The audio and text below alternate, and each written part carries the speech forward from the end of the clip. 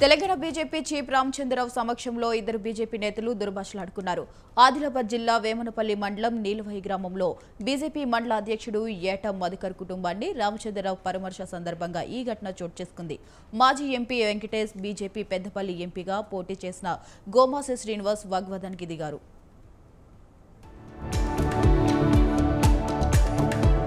మాజీ మంత్రి జోగి రమేష్ జన్మలో మళ్లీ శాసనసభలో అడుగు పెట్టలేరని ఎమ్మెల్యే జోడే ప్రసాద్ అన్నారు. జగన్మోహన్ రెడ్డి డ్రామా ఆర్టిస్టులను మించిపోయాడని విమర్శించారు. ఎన్నికల ముందు బాబాయ్ హత్య, కోడికత్తి డ్రామాలు ఆడి ఎన్నికల్లో గెలిచారని చెప్పారు. మళ్లీ ఎన్నికల్లో గులకరాయి డ్రామాకు తెరలేపారని, ఈసారి ప్రజల ముందు డ్రామాలు చెల్లకపోవడంతో ఓటమి పాలై ఇంట్లో కూర్చున్నారని ఆరోపించారు. నిర్మల్ జిల్లా బైన్సాలోని డీసీసీ నూతన అధ్యక్షుడి ఎన్నిక కార్యక్రమంలో రాష్ట్ర Congress party observer Karnataka MLA doctor Ajay Singh పాల్గొన్నారు. గత ప్రభుత్వం రైస్ మిల్లులో దళిత బంధుల్లో అనేక రకాలు దోచుకుందని ఈ సందర్భంగా నియోజకవర్గ ఇన్ఛార్జ్ బోస్లే నారాయణరావు పటేల్ ఆరోపించారు. ఇక తమ అధికారంలోకి వచ్చే అవినీతి అధికారులను జైలుకు వెళ్లే విధంగా చర్యలు చేపట్టామని అన్నారు.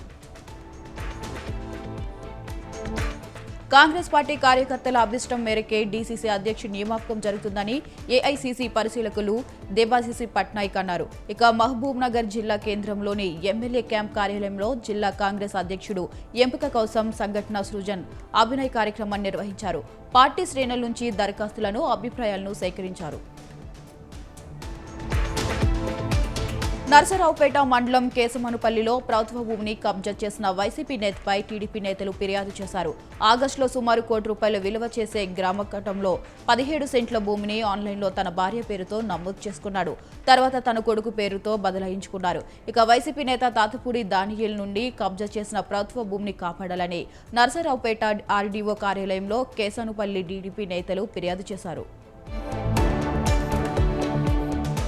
ఆడవాళ్లంతా తాగుబోతులంటూ మహిళలను కించపరిచేలా వ్యాఖ్యలు చేసిన వైసీపీ మాజీ ఎమ్మెల్యే బొల్ల బ్రహ్మనాయుడుపై కూటమి మహిళా సంఘాలు కన్నెరజేశారు.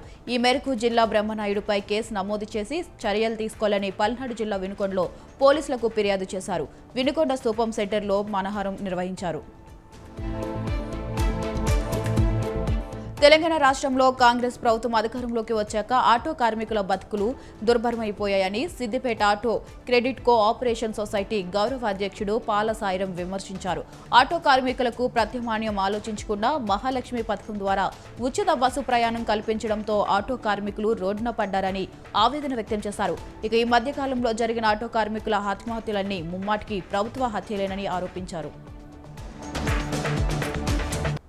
సంగారెడ్డి క్లాసిక్ గార్డెన్స్ వద్ద చోరీ జరిగింది. పార్కింగ్ చేసి ఉన్న ఇన్నోవా వాహనం నుంచి అద్దాలు పగలగొట్టి ₹20 లక్షల ఎత్తుకెళ్లారు దొంగలు. బైక్ మీద వచ్చిన ఇద్దరు ఈ దొంగతనం చేశారని అనుమానం వ్యక్తం చేశారు.